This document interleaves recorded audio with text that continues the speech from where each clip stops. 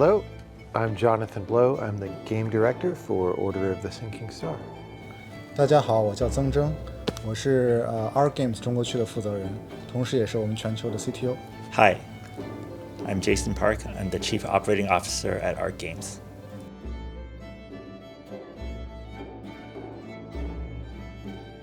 Well, game design has been around for a long time, and we're more sophisticated as designers, and I think players are more sophisticated as well.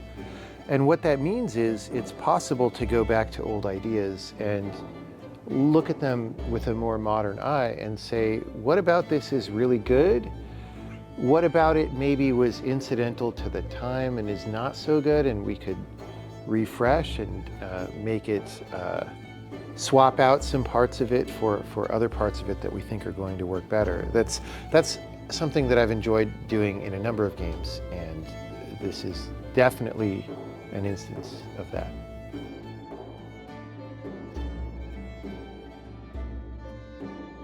Yeah, it's been a really big job dealing with the large number of puzzles in the game. Of course, early on, we didn't think there were going to be this many, and early on, we had a different standard for what is good enough to be in the game, right? There are a lot of puzzles from early that, for example, that I designed, and I was like, this is a great puzzle, right? But then you keep working on the game, things get better, and especially if you spend years on a game, you might look back at what you did a couple years ago and say, oh, that was good for the game at that time, but the game has gotten better and it's no longer good enough, right? And so what determines that? Well, so I think that's something that varies a little bit from game to game, but for this game specifically, anytime there's a puzzle, it's not just like a difficulty challenge, it's also supposed to communicate an idea. And the question is, how clear is the idea? Does the player really understand? Because that makes the puzzle feel good. Like when you understand why the thing was cool and you could explain it to somebody else, right? Or maybe you kind of understand and it's unclear, that's not as good. And we could go back and fix that maybe, right? Or maybe there's a puzzle that has a cool idea, but if you don't try to solve it the right way, if you get a little confused, you might make a big mess that gives you a bad experience, and then we have to go in and deal with that and simplify the level or redesign it so that we don't have that problem, so that you can get straight to the good idea. Well, good idea is kind of vague, but that means like this level is about using the magic mirror to teleport ridiculously far, much further than you thought, and it feels cool to do something that you thought was impossible, for example, right? And so when we have that idea clearly in mind as designers, we can say, this is helping, this is not helping.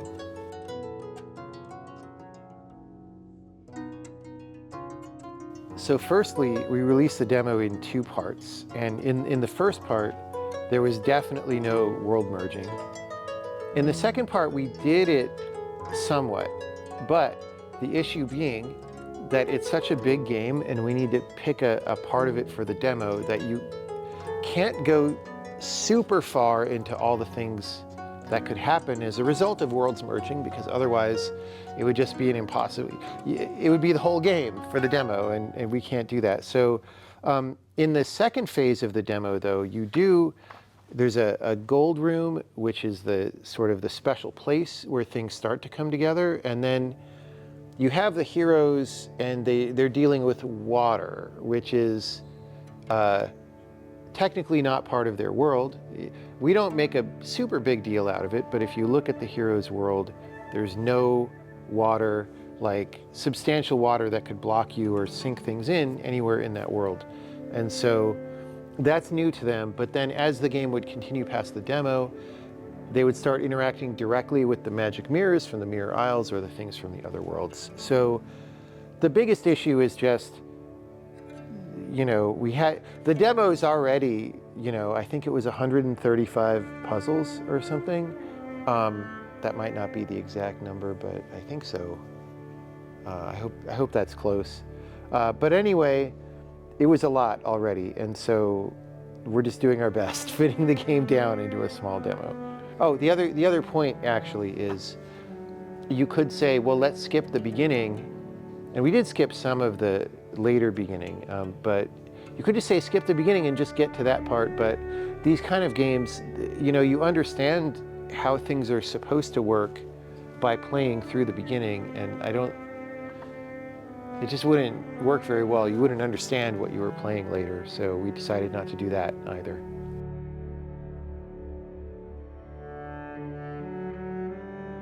I'll go first, or do you? Yeah. So we were actually introduced by another developer that we worked with in the past, whose game we published, and they introduced Jonathan to us, and we played a very early version of the game and fell in love with the game immediately, and the rest is history. Yeah, and you know, from my side, obviously, as a developer, you talk to a number of publishers, and you really want somebody who understands games, first of all, and is not just, you know, just randomly signing things and hope that it's a lottery ticket that wins, who can really communicate about games, and who just does a good job looking at what is this actual game, and how do we treat this specific game in terms of showing it to people. And I felt that looking at ARC Games' catalog, that they had done a very good job of that.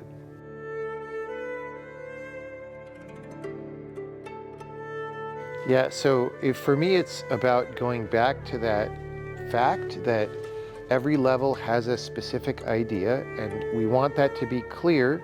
And then what does that mean in terms of what else is in the level, right? If there's a lot of objects in the level that are not supporting the core idea, but they're just there to make it a more complicated, harder puzzle, then maybe that's not good, because you're not thinking about the thing that's cool that we're trying to show you, right? And also, if a level is hard for a reason that's not very good, then it slows down your pace through the game, which in many games past, developers would do that on purpose. They're like, oh, our game's gonna be too short unless we make it hard. But this game is already really big, and so we actually went the opposite way. We actually try to remove difficulty that is not important or really good. Now, sometimes you can't just make it too easy either, because then, you know, if people just walk through the game, it doesn't feel good. You didn't accomplish anything, and you don't engage with the ideas in the game, and we want you to engage with the ideas. It's about making it relevant. So if something is hard, then when you're stuck and thinking about it, you have to be thinking about the idea. So with the magic mirror example from before, if it's I'm going to teleport ridiculously far, then you should be stuck on, I'm trying to figure out how to go that far. Oh, I can almost go that far, but not quite. What can I do? That's a good difficulty. But if it's like, oh, I'm trying to move the mirror to try something, but there's all these things in the way, and I keep sokobaning them just to make squares of space, that's actually bad difficulty, because it's not about what's special to this level. And so that's something we got a lot more clear about later in development.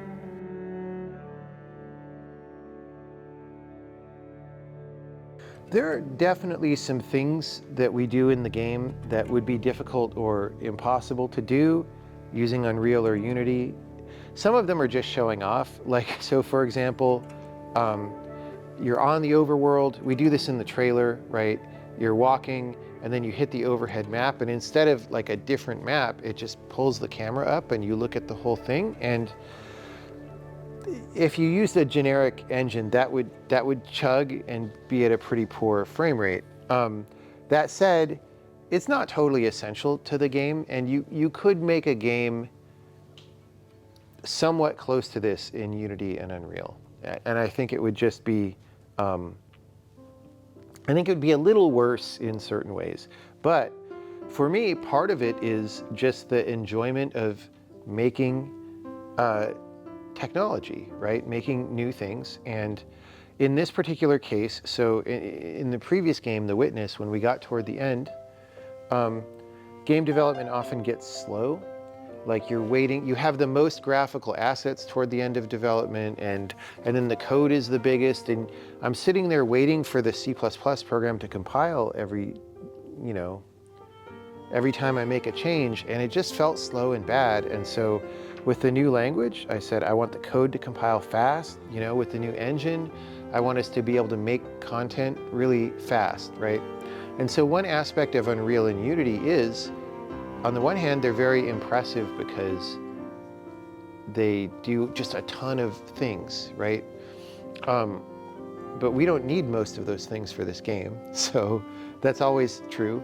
But also because they're doing a ton of things, they're kind of cumbersome, like a really big truck, right? But if you make your own engine, it could be more like a sports car. It's not going to work for everybody. You're not going to bring a bunch of heavy cargo in the sports car, but you can beat the truck's lap time and all that, right? And so that's my philosophy there. Whether I questioned whether it was worth the investment, that's never the way I think about things. I think developers who think about giving up all the time are maybe not going to succeed. But there is a certain kind of questioning that's productive, which is every few months or whatever, you say, where are we today? How successful has it been, what we're doing, and do we need to change course a little bit going forward? But it's always about going forward.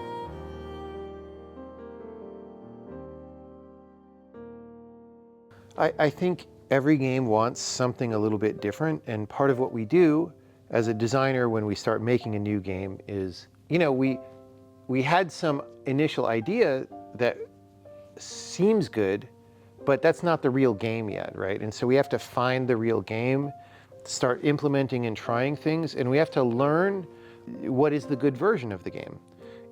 With The Witness, for example, I actually originally thought it was going to have more story, and then I took it out because I said, yeah, this isn't helping. There's a core of the game that I'm valuing, and this is not helping that be better. With this game, though, it's sort of the opposite, where it's a very mechanics-focused game. It's about these worlds coming together, and then you see all the cool stuff that happens.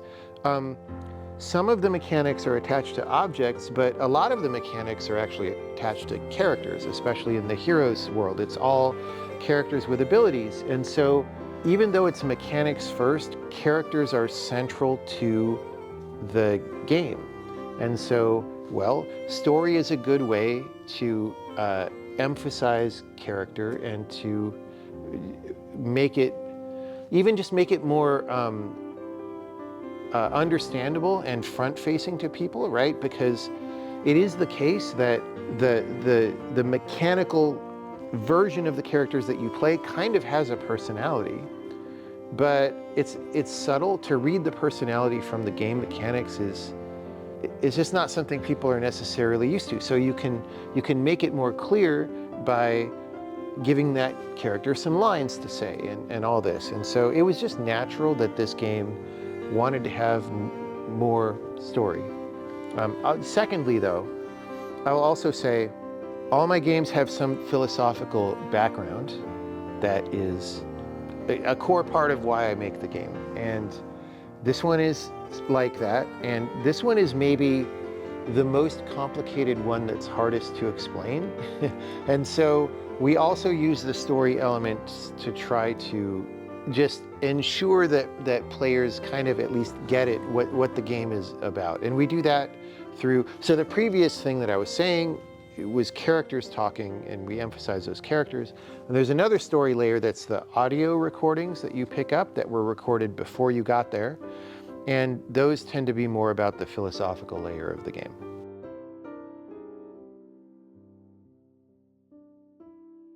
So from the publisher's perspective, success is our ability to really just expand and grow the audience for the game as much as possible into the world. We see our job as the publisher to be the magnifying glass, to really amplify what the game has to as far as we can, but also to hit the right audience. So for Order of the Sinking Stars particularly, I think it's really important for us to know and to share it to the world and make sure that it's clear that this is the biggest, most ambitious, and highest quality puzzle game ever made. And so I think that's a very clear message that we need to make sure that players know that. For me, when you set out to make a game, especially if you're experienced, it's going to be really a lot of work. And so you had to have some idea in the beginning that seemed worth it. This idea is special and interesting, and it's going to be fun for people or something new that they will enjoy, enough so that it's worth putting these years of work and suffering in to make the game. And so the question is, though, by the time you get through this process, it's very complicated and has all these surprises and things don't go as well as you wanted all the time. Did that idea live? Did it survive to the end or not? If it survived and you managed to bring at least part of that very special idea to the end, then you succeeded, right? And for me, of course I want people to buy my games so we can continue to make more, but even if they didn't, I would know that we succeeded in making something good, even if for some reason it didn't get noticed, for example. And so for me, that's success.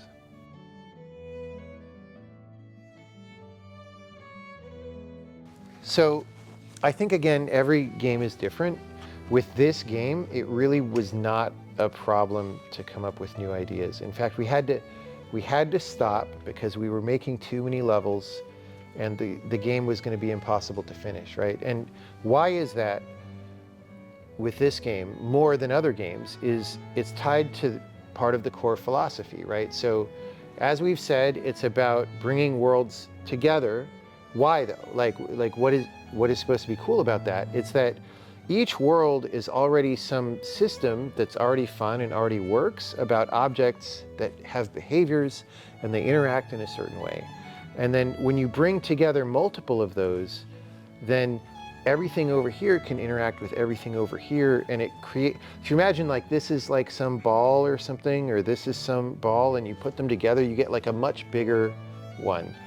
Anyone who knows math can think about like this is combinatorics, right? When you multiply numbers together, they get really big fast.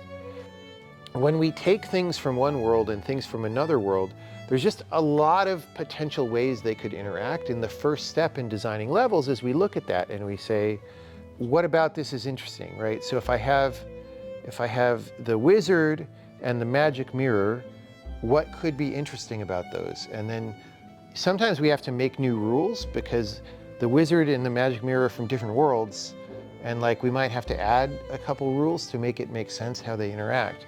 And it's important how we choose those, because we could create more life in terms of more possibility, or we could create like deadness where not a lot can happen. But if you make those decisions well, then you just find there's so many possibilities that you just can't do them all.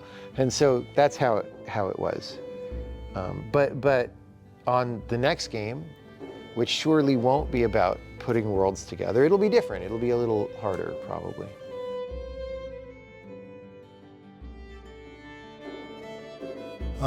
好，我可以解释一下，就是您刚才提到的这几个发行商，我们都是非常尊重的，而且他们每个人呢都有自己非常明确的这个品牌，所以作为 ARC Games 来讲，它确实有一些独特的经历。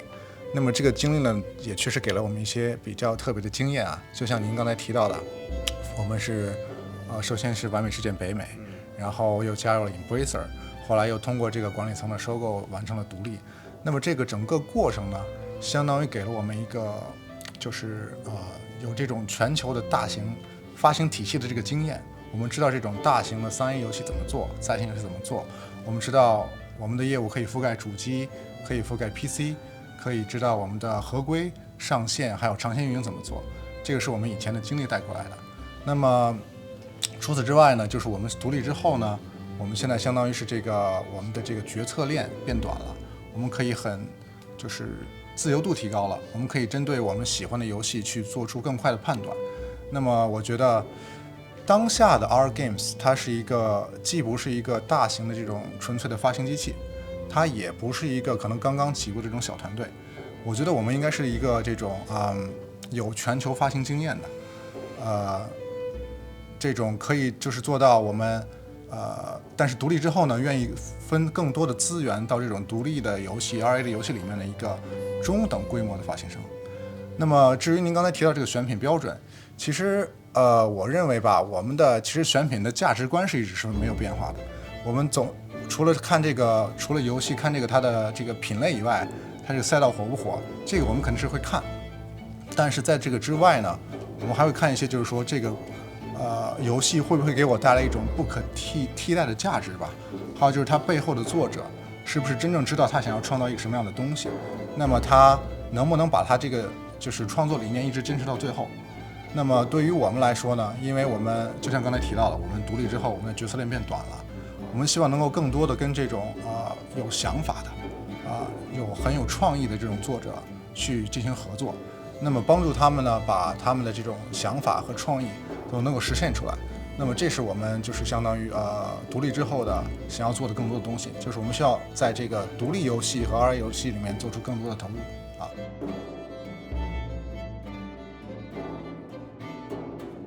就是为什么选择 ChinaJoy 啊？其实我觉得这是一个非常自然的选择了，因为怎么说呢 ？ChinaJoy 是现在我们中国最大的这个相当于游戏展会了。那么在这个节点上，所有的这个玩家，还有我们从业人员，还有这种内容创作者，大家都会汇聚一堂。那么我们觉得对于《晨星之序》这个游戏，它可能不是一个就是你一句两句话，或者说一两个视频就可以解释清楚的游戏，它有非常大的体量，有非常深刻的设计。所以我觉得呢，在 ChinaJoy 这个节点上，面对面的交流可能是最重要的。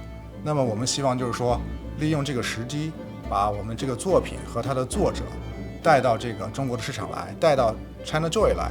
那么和我们的玩家直接面对面，和我们的这个开发者直接面对面进行沟通。那么这样的话呢，我觉得可以就是更能够让开发者还有我们的玩家理解到我们这个游戏的魅力这个是就是为什么会选择 ChinaJoy。另外一个就是您刚才提到，就是我们在这个触达这个本地的核心玩家怎么做。那么我现在想解释一下，就是说我们在做本地的这个发行的时候，我们是和 Gamiro 进行联合发行合作的。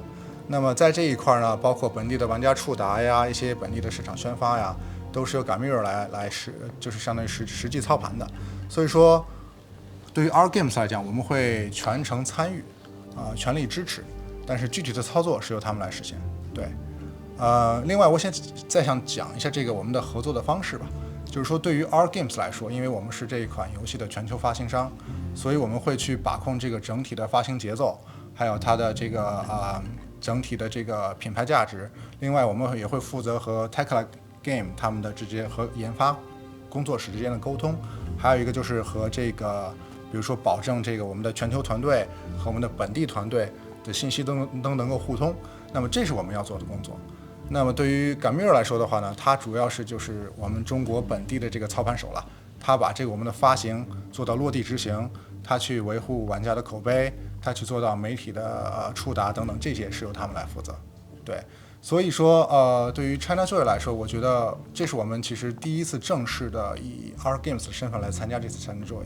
那么我们也是第一次就是正式的站在了中国玩家的面前我觉得这次还是蛮有意义的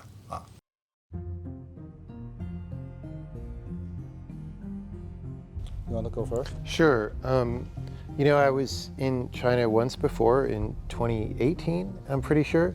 And between then and now, it's a very noticeable difference in a number of ways. So both, you know, locally, it sure looks like, you know, Chinese game developers there are more of them and they're doing better. You know, they're more successful, both smaller indies and then also bigger companies. And then also, especially in the past couple of years, there's been a lot more success in Chinese games, you know, being popular in the rest of the world, whereas that wasn't so true, you know, back in 2018. And so it's nice to see that. It's it's a very positive difference, and it's what people were hoping for. When I was here in 2018, I would talk to developers, and they were hopeful. Like, I hope things come out well, and it seems like they have. And so, yeah, that's all you can ask for, really. 那从我的角度来讲呢，我觉得中国的市场规模肯定是在不断变大的。如果我没有记错的话，这个整个中国的游戏市场规模应该是已经超过了3500亿，那么玩家数量应该是超过了6.8个亿，所以说在数量上，这个是一个非常庞大的市场。那么我另外还观察到，就是它也会有一些结构的升级，比方说去年到现在我看到一些这个 PC 和这种多端互通的这种爆发。那么我觉得在这个方面呢，也能说明是说我们中国的玩家，他对于高品质的这种游戏的判断力也在不断的提升。所以说，我以前可能听了大家就是玩家讨论更多的是说 ，OK， 我要不要买这个游戏，这个游戏好不好玩？那么现在可能他更多的会去讨论一些更加深层次的东西，比如说这个游戏的设计理念是什么，它的叙事是怎么样的，那么它的关卡，还有它的甚至一些发行方式，他们都会讨论。所以对于我来说，这个中国玩家的成长也是非常可以明显而易见的。那么另外一方面呢，就是在供给端，就是像刚才 Jonathan 说的，我们都知道这个黑神话悟空它是非常成功的一款作品。那么在它之后呢，也有很多这种就是单机买断制的，卖过超过100万的这种游戏也有一些。那么这些呢，充分证明了我觉得我们中国的这个创造者，这种游戏开发商也可以开发出这种世界级水平的这种游戏。然后另外一方面，我觉得就是版号这方面，因为它是持续的在稳定的发放，所以对于我们这种海外的这种发行商尤其重要，给了我们一些信心。对，所以对于我们 ARC Games 来说呢，就是 ChinaJoy 呢，还有这个包括中国市场呢，它不是一个我们要不要来的这种选择题，而是它是一个我们怎么样能够，比如说扎根中国，把这个中国市场做大的一个问答题吧。那么我觉得我们能够做到的这个答案就是说，我们可以把最优质的作品、最优秀的内容，以中国玩家最能理解的方式给他们带进来，然后和这个行业一起成长。对于我来说，其实我这2天主要是在 CGDC 这个场地来参加一些会议。那么我看到的最明显的就是说，因为我前2年都来参加过，我觉得这次的展会的参加人数比之前会这个体感上会多一些。然后还有一个我发现非常明确的这个明显的标志是说，我发现有很多甚至相当于接近一半的面孔都是非中国的面孔。那么我觉得这个说明了一个问题，就是说我们这个不管是 ChinaJoy 也好，还是 CGDC 也好，它真正的成长成为一个国际的平台。那么我们的这个 ChinaJoy 还有这个 CGDC， 它的这个影响力相当于也是不仅仅是在中国甚至亚洲，它影响力直接扩散到了全世界。我觉得这个是我可能这次 ChinaJoy 感受最深的一个地方。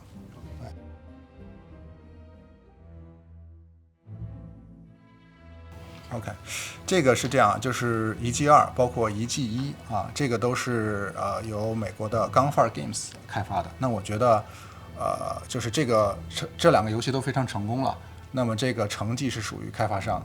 那么我们呢，作为发行商，我们确实能够有幸参与到这次就是这个发行工作中，我们也是感到很骄傲的。那么直到今天，我们也是这2款游戏的联合发行商之一。至于您刚才提到的，为什么就是说作品它的知名度比这个发行商要高，这个我觉得其实是非常正常的一件事情，因为也是我们一直以来的理念吧，就是说这个发行商呢，它本来就是应该是隐形的。那么一个玩家他在玩游戏的时候，他如果就是能够全身心的投入这个游戏，他根本就不需要去考虑 OK 我这个游戏的发行商是谁。那么这个恰恰表明了我们发行商的这个工作做到位了那么其实对于我来讲，发行商的这个意义，它不是让他的名字被玩家记住，而是他把这种好的作品能够带给对的玩家。然后在当下呢，其实我也会觉得我们发行商的这种可见性可以稍微提高一点点，但这个不是说是因为虚荣或者是什么别的，主要是因为我觉得这个就是信任嘛，它是可以传递的。那么如果说玩家他在玩我们前一个游戏的时候，他感受到了这个非常就是愉快的游戏体验，他感受到了这个 OK 这个作品是确实被投入非常多的心血的。那么他再去玩另外一款游戏，看到 OK 这个背面是 ARC Games 发行的时候呢，他可能会多留意一眼。那么如果是这样的话，我觉得我们发行商的这个工作就做到了，这个品牌的价值也就立起来了。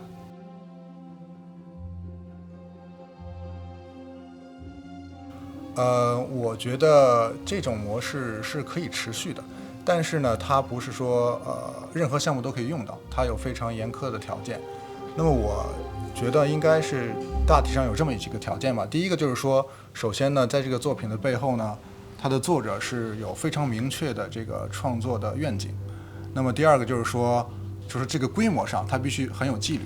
那么这个纪律呢，我觉得它不是指这个要做的小，我觉得是指这个你投入的每一分努力，都是需要就是说是为了你实现你当初设置的这个愿景而去努力的。那么不是盲目堆料。那么第三点呢，我觉得还需要有一个非常理解这个产品的发行商，就是说他不会去，比如说用一个通用的模板，那么把所有的这个发行都套到这个模板里边去，他需要针对这个游戏的特点做出有这种针对性的这种发行的方案。那么这个是我觉得就是说这种模式有可能能持续的原因。那么您刚才提到第二个问题，就是说如果这种模式成功了，那么会不会激发更多的这样的模式来产生？那么我觉得是，应该是有可能的，但是我觉得这个不会是一种遍地开花的情况啊，因为主要是说呢，现在这种商业游戏的发行，它的这个体量都在不断膨胀，它的这个成本也在不断膨胀。那么像这种独立游戏呢，它可能就是说这种成功的偶然性也比较大。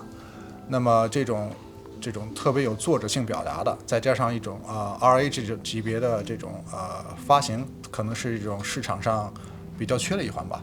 但是我认为，因为 Jonathan 它不是可以复制的嘛，所以说这个模式它解锁的应该不是产量，我觉得它解锁的应该是一种行业在评估游戏的时候，它背后的一种想象力吧。就是说，您以前比如说各种行业伙伴以前在评估游戏的时候，他可能更多的是看 OK 我这个游戏是不是这个玩法也好，赛道也好，是不是已经被验证过的。但是现在有了这种模式以后，我觉得可能会更多考虑一下这个作品的背后是不是有一个非做不可的人我觉得团队和人是非常重要的。还有您刚才提到那第三个问题，就是说如果这个未来会不会阿克会不会主动孵化更多的高风险、高口碑的OK， 我觉得我们是会的，但是我们可能不会把这个叫做高风险，对，我们可能会把这个叫做高信念吧。还是我刚才说的那句话，我们会要找到那个真正是非做不可的这个人，那么给他匹配上我们专业的发行能力。那么至于这个最后的结果呢，可能就需要留给这个时间和玩家去评判吧。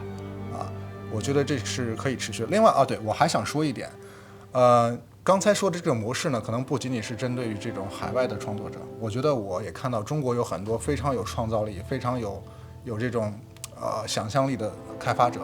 那么对于这些开发者呢，我们也非常愿意能够跟他们进行合作，那么把他们的作品也能够带到中国，甚至带到海外去。对，这是我的一个愿望。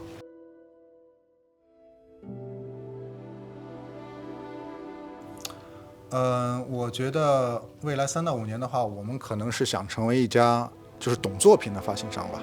懂作品这件事儿可能讲起来比较简单，但是实际上做起来是挺难的。因为作为发行商来讲，他们可能总是最先考虑的是从发行、从商业的角度来考虑这个问题。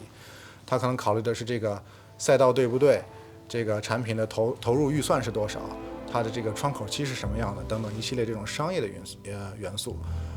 但是对于我们来讲呢，这些固然重要，但是我觉得对于一个好的发行合作来讲，那么这个作品为什么存在也是非常重要的。就是说，从对于我们开发商来讲，那么我觉得 ARC Games 应该是需要做到3件事儿。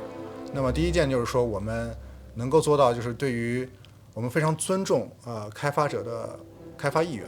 那么第二呢，我们可以做到的就是说，我们可以保证我们的沟通非常的透明。那么第三呢，我们可以做到就是说，我们的执行非常的可靠。那么在这3点的基础上，我觉得就是需要给开发者更多的自由，去支持他们能够创造出来他们想要做的游戏。那这是一方面，另外一方面呢，就是说，在玩家的角度吧，我觉得对于中国的玩家来讲，我想ARC Games 未来是想要打造一个值得玩家信赖的这样的一个品牌。那么包括我们就是说发行的游戏，他们以前玩过了，可能觉得比较好玩，那么他再去看到其他的我们发行的游戏的时候呢，他可能愿意去多看一眼。那么这样的话呢，我觉得对于我们来讲，这品牌价值是最重要的，这样的就把我们的品牌就立起来了。我觉得3年到5年以后吧，我觉得可能大家不管是开发者也好，还是这个游戏从业者也好，还是玩家也好，他们评判我们的标准可能不会以我现在说的任何话来作为评判标准，可能主要是会以我们从现在到未来发行的作品，那么我们的作品的清单可能比我现在说的任何的话都会有利。我们也希望能够就是说在3到5年以后，那么对于中国的玩家也好，还是这个开发者也好，我们可能不会再被当做一个是纯海外的发行商。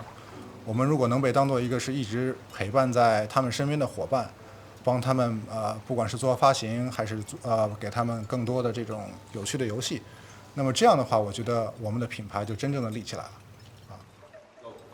请支持。